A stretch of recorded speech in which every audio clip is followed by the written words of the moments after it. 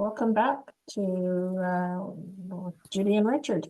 So this is the implementation part of the program. And so you've gone through the ideation, you've gone through the exploring of whether your idea is viable or not. You've sorted out your relationship with customers, your product and service idea.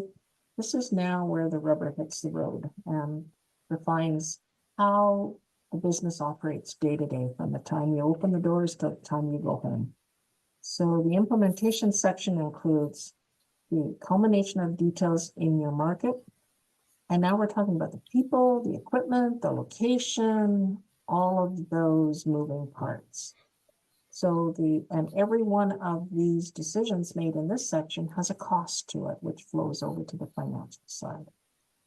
So Richard, if I was a new entrepreneur, an existing entrepreneur, what do I need to decide in this section?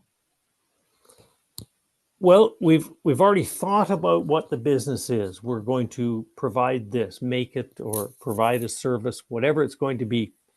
So you made the comment about you come in and turn the lights on. Well, who comes in behind you to do what?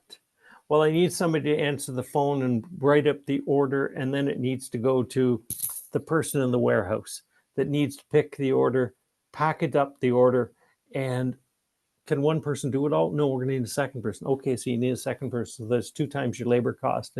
And then the order gets processed and it goes to somebody. All those steps, you can create a flow chart to say, how does this business make money? And so you say, well, we sold 100 items and we made this much per, so that we have so much money at the end of the week, month, whatever. Let's say the end of the month. Well, we've already calculated that we need raw materials and they have an expense, and we have people there and there's labor costs to those, and there's some landlord that's got to get paid. So you'd look up all these costs and be as detailed as possible, because the numbers get bigger without even noticing it. And then you can look at it and say, well, we're going to sell this many. Can we make money at this? We keep the doors open. And so you start playing around with the model, and you might say, I can understand the expenses, but I don't understand how I'm going to make all those sales all by myself. Well, do you need to have somebody help with the sales, and how are you going to do it?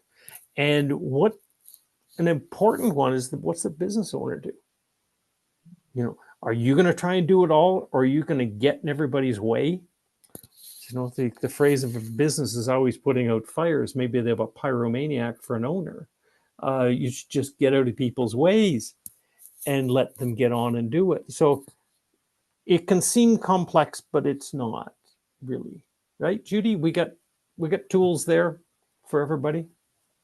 Well, as we're talking, I'm realizing there's 4 kinds of businesses. There's a service business, which is the simplest. You're selling knowledge or information.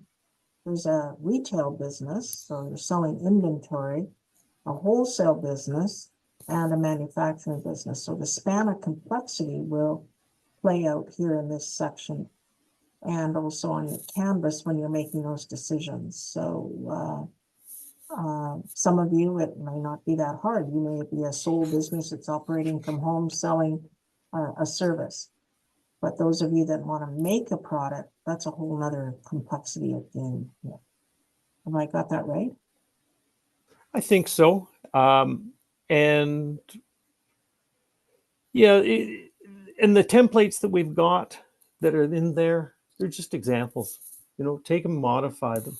If you need help, then you call us, or you call somebody else in the cohort that, reach out. Don't be afraid to reach out and ask for help, because it's there. And entrepreneurs are all control freaks.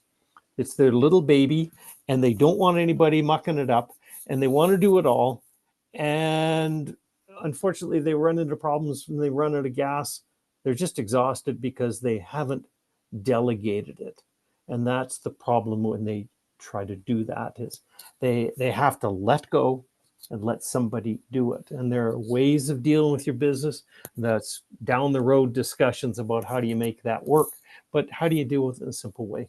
but make the numbers work. If the numbers don't work, then when you can have the greatest business plan in the world, but if the landlord the potential landlord looks at your plan and says, but you're not going to make any money, so how are you going to pay me for my lease space?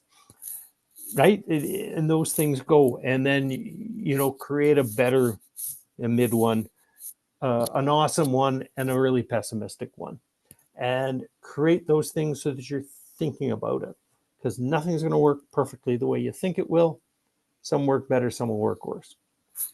So sometimes we need to tap into professionals, like maybe a social media or a web designer, like an accountant or a lawyer, or might even be a cleaning company. Like what work can you do yourself that you're good at?